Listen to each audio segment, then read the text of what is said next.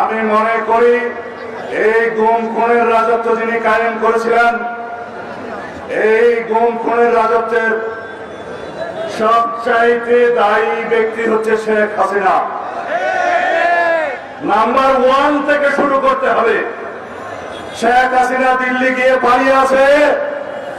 আমি দাবি করছি দিল্লির সরকারকে শেখ হাসিনাকে বাংলাদেশের কাছে ফেরত দেন।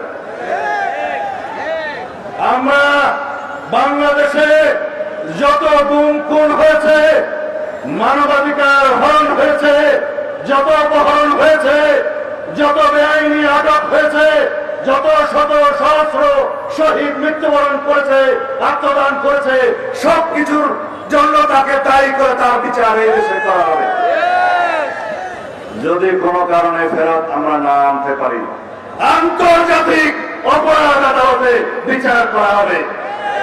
জাতিসংঘের একটি তথ্য অনুসন্ধানী দল বর্তমানে ঢাকায় অবস্থান করছে। আমি আহ্বান করছি জাতিসংঘের কাছে, মানবাধিকার কমিশনের কাছে, আপনারা একটি তদন্ত পরিচালনা করেন আন্তর্জাতিক মানের, যেই তদন্তের গ্রহণযোগ্যতা সারা পৃথিবীব্যাপী হবে, সেই তদন্তের ভিত্তিতে তার ব্যবস্থা করা হবে। বাংলাদেশের অন্তর্বর্তীকালীন সরকারের কাছে একটি অনুরোধ, সাবেক সেনাপ্রধান জেনারেল আজিজ বাংলাদেশে বহু গুম খুনের নায়ক, তাকে গ্রেফতার করতে হবে অবিলম্বে। কেন এখনো মুক্ত বাতাসে বসে আছে? গ্রেফতার করতে হবে সাবেক আইজি, ওর যেন কি নাম, না চৌধুরী আব্দুল্লাহ মামুন নাকি কি যেন না, এই আব্দুল্লাহ মামুন বেনজিরের অধীনে সেকেন্ড ম্যান ছিল না? আমেরিকার সে স্যাংশন পেয়েছে না? এখন মুক্ত বাতাসে ঘুরে বেড়াচ্ছে।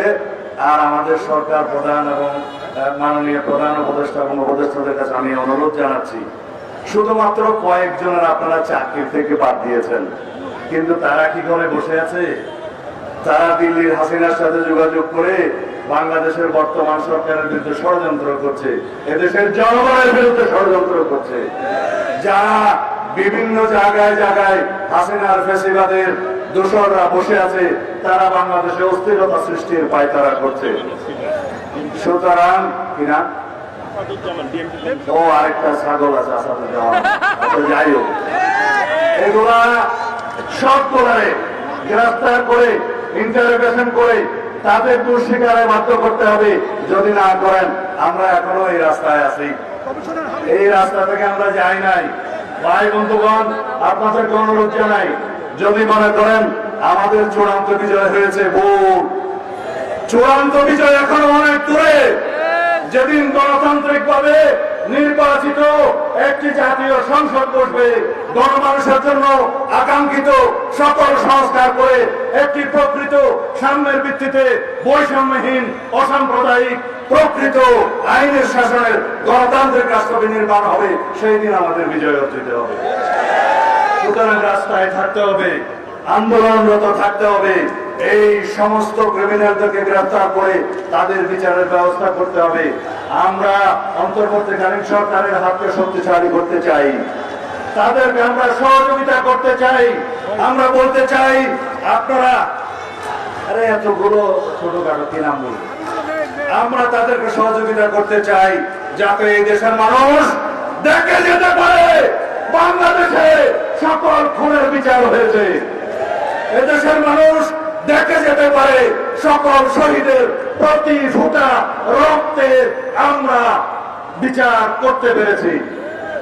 এদেশের মানুষ দেখে যেতে চায় এই অন্তর্বর্তীকালীন সরকার বাংলাদেশের এই স্বাধীনতার জন্য, নতুন বিজয় দিবসের জন্য যারা রক্তদান করেছে, তাদের অঙ্গীকারের প্রতি শ্রদ্ধা পোষণ করেছে।